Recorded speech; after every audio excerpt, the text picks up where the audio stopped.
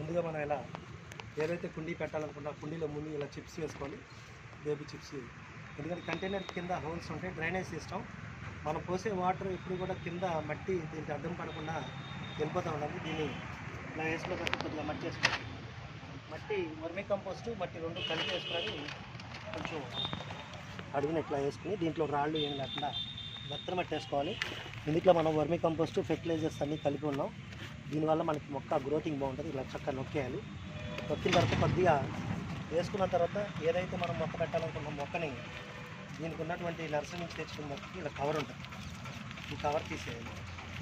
ఈ కవర్ తీసి మొక్కని మనం చక్కగా సెంటర్లో ఇలా పెట్టుకుని దాని చుట్టూ కూడా మనం ఈ మట్టి ఏదైతే ఉందో ఫుల్ వేసుకోవాలి. వేసుకుని గట్టిగా నొక్కేసుకోవాలి.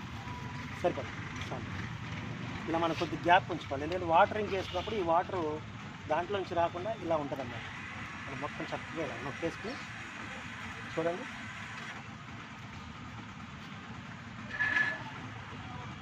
ఈ మొక్క ఇప్పుడు చక్కగా ఎనర్జీ సరిపోతుంది మనకి. ఒక 2 years వరకు దీనికి మనం మళ్ళీ వాటరింగ్ కొంచెం పైన ఫెర్టిలైజర్ చూపిస్తాం.